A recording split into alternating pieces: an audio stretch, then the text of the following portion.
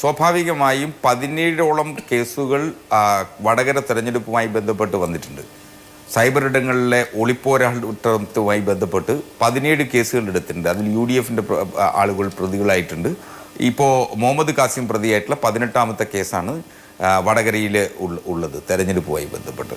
സ്വാഭാവികമായും ഇത്തരം സൈബർ ഇടങ്ങളിലെ ഒളിപ്പോരാളികൾ നടത്തിയിട്ടുള്ള പ്രവൃത്തികളെ സംബന്ധിച്ച് അന്വേഷണം നടത്തുന്നതിന് മുഹമ്മദ് കാസിം ബഹുമാനപ്പെട്ട ഹൈക്കോടതിയെ സമീപിക്കുകയും ഹൈക്കോടതിയിൽ നൽകിയിട്ടുള്ള പോലീസിന്റെ റിപ്പോർട്ടിന്റെ അടിസ്ഥാനത്തിൽ റിബേഷിലേക്ക് ഇത് ആദ്യമായി റിബേഷാണ് റെഡ് എൻകൗണ്ടർ എന്ന് പറയുന്ന ഒരു വാട്സാപ്പ് കൂട്ടായ്മയിലേക്ക് അയച്ചത് എന്ന അർത്ഥത്തിൽ കണ്ടെത്തുന്നു. അതിനുശേഷം റിബേഷിന്റെ മൊബൈൽ ഫോൺ പോലീസിന് നൽകി അന്വേഷണത്തോടൊപ്പം സഹകരിക്കുന്നു. ആ മൊബൈൽ ഫോണിൽ നിന്നാണ് യഥാർത്ഥ വസ്തുതകൾ കണ്ടെത്തേണ്ടിയിരിക്കേണ്ടത്. ആ വസ്തുതകൾ കാണേണ്ടതും അത് തിരിച്ചറിയപ്പെടേണ്ടതും ആ മൊബൈൽ ഫോണുകളിൽ നിന്നാണ്. അതിൻ്റെ ശാസ്ത്രീയ പരിശോധനയ്ക്കായി പോലീസ് ഫോറൻസിക് ലാബിലേക്ക് അയച്ചു കൊടുത്തിരിക്കുന്നു. ഫോറൻസിക് ലാബിലെ സൈബർ എക്സ്പെർട്സ് നൽകുന്ന റിപ്പോർട്ടുകളുടെ അടിസ്ഥാനത്തിലാണ് ഇനി എന്താണ് ചെയ്യേണ്ടത്, ആരാണ് ഇത് ഉൽപ്പാദിപ്പിച്ചത്, എങ്ങനെയാണ് റിബേഷിന് ഇത് ലഭിച്ചത് തുടങ്ങിയിട്ടുള്ള വിവരങ്ങൾ കണ്ടെത്തേണ്ടത്. പാർട്ടി സെക്രട്ടറി പറഞ്ഞതും അത് തന്നെയാണ്. ആരെയും അന്വേഷണം നടക്കട്ടെ, കണ്ടുപിടിക്കട്ടെ എന്ന്. ഒറ്റ കാര്യം ചോദിച്ചോട്ടെ ശ്രീ BN ഹസ്കർ, ഷാഫി പറമ്പിൽ MP-യുടെ ഫോണിൽ നിന്നാണ് ഇതിന്റെ ആദ്യത്തെ ട്രേസ് കിട്ടുന്നതെങ്കിൽ നിങ്ങൾക്ക് ഈ സാവകാശം കാണുമായിരുന്നോ? ഇതൊന്ന് അന്വേഷിക്കട്ടെ, കണ്ടുപിടിക്കട്ടെ എന്ന് നിങ്ങൾ വിചാരിക്കുമായിരുന്നോ? രാഹുൽ മാങ്കൂട്ടത്തിന്റെയോ അബിൻ വർക്കിയുടെയോ ഫോണിൽ നിന്നായിരുന്നെങ്കിൽ നിങ്ങൾ ഈ സാവകാശവും ഈ തത്വജ്ഞാനവും പറയുമായിരുന്നോ?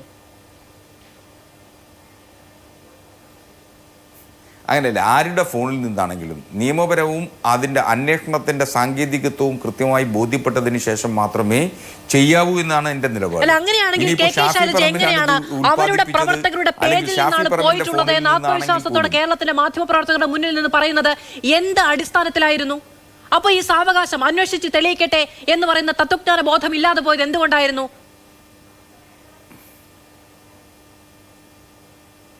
അല്ല മാധു, ഇതിൽ കൃത്യമായി ഇക്കാര്യത്തെ സംബന്ധിച്ച് ശാസ്ത്രീയ തെളിവുകളുടെ അടിസ്ഥാനത്തിൽ മാത്രമേ നമുക്കൊരു ഉത്തരം പറയാനാവൂ. ശാസ്ത്രീയമായ തെളിവുകളുടെ അടിസ്ഥാനത്തിലായിരുന്നു ശ്രീ BN ഹസ്കർ. അന്ന് KK ശൈലജ അവരുടെ പ്രവർത്തകരുടെ പേജിൽ നിന്നാണ് പോയത് എന്ന ആത്മവിശ്വാസത്തോടെ പറഞ്ഞത് എന്ത് ശാസ്ത്രീയ തെളിവിന്റെ അടിസ്ഥാനത്തിലായിരുന്നു? നിങ്ങൾക്കറിയാലോ, ശൈലജ ടീച്ചർ കേരളത്തിലെ ഗൗരിയമ്മ കഴിഞ്ഞാൽ കമ്മ്യൂണിസ്റ്റ് നേതാക്കന്മാർക്കിടയിൽ ഇത്ര ജനകീയമായിട്ടുള്ള ഒരു നേതാവ് ഉണ്ടെങ്കിൽ അത് ശൈലജ ടീച്ചറാണ്. അത്തരമൊരു വനിതാ നേതാവിനെ ആക്ഷേപിക്കുന്നതിൻ്റെ പരമാവധി ആ തെരഞ്ഞെടുപ്പിൽ ആക്ഷേപിച്ചു. വ്യക്തിപരമായും ആ സഖാവിനെ വളഞ്ഞിട്ട് ആക്രമിക്കുന്ന നിലപാടുകളാണ് പലപ്പോഴും എടുത്തിട്ടുള്ളത്. ആ സാഹചര്യത്തിൽ നിന്നാണ് ഈ മുഹമ്മദ് കാസിമിൻ്റെതായിട്ടുള്ള കാഫിർ സ്ക്രീൻഷോട്ട് വരുമ്പോൾ സ്വാഭാവികമായും അത്തരം ഒരു പ്രതികരണം സഖാവ് ശൈലജ ടീച്ചർ നടത്തിയിട്ടുണ്ട്. ആ നടത്തിയിട്ടുള്ള അതിനുശേഷം കഴിഞ്ഞ ദിവസം എന്താ പറഞ്ഞേ, KK ലതിക അത് ഷെയർ ചെയ്തതിനെ സംബന്ധിച്ച് വളരെ ഉത്തരവാദിത്വത്തോട് ശൈലജ ടീച്ചർ പറഞ്ഞത് അത് ചെയ്യാൻ പാടില്ലായിരുന്നു.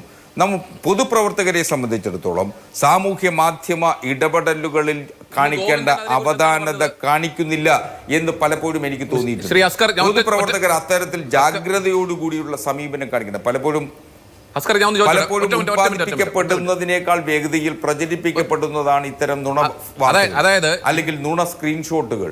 അപ്പൊ അങ്ങനെ ഇന്നത്തെ പത്രസമ്മേളനത്തിൽ അങ്ങനെ വേഗതയിൽ പ്രചരിപ്പിക്കേണ്ട ഒന്നായിരുന്നില്ല ഇത് എന്നുള്ള വസ്തുതയെങ്കിലും മനസ്സിലാക്കണം. KK ലതിക ചെയ്തത് വളരെ സതുദ്ദേശത്തോടു കൂടി ആ പോസ്റ്റ് ഷെയർ ചെയ്യുമ്പോൾ ചെയ്തതെന്താ, ഇതൊക്കെ വേണമായിരുന്നോ എന്നുള്ള അർത്ഥത്തിലാണ് ആ പോസ്റ്റ് ചെയ്യുന്നത്. അപ്പോൾ ആ അർത്ഥത്തിലാണ് അത് നാം കാണേണ്ടത്. വർഗീയ ധ്രുവീകരണം അവനവൻ ചെയ്യുന്നതൊക്കെ ഏത് അർത്ഥത്തിലാണ് കാണേണ്ടത് എന്ന് സംബന്ധിച്ച് നിങ്ങൾക്ക് നല്ല ധാരണയുണ്ട്.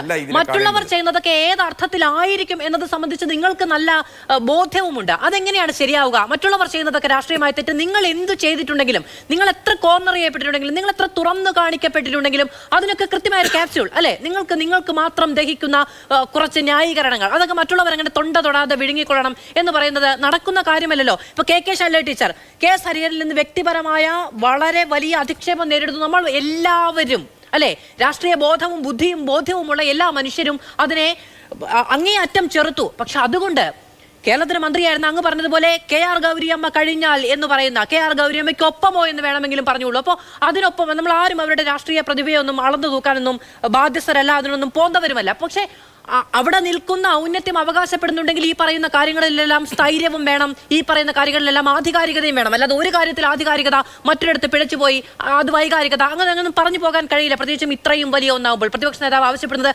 UAP അന്വേഷണമാണ്. കാരണം കാസിമിനെതിരെ 153A ആണ് വന്നിരിക്കുന്നത്, സാമുദായിക സ്പർദ്ധ ഉണ്ടാക്കുക എന്നടക്കമുള്ള കാര്യങ്ങൾ. ഞാൻ വരാം.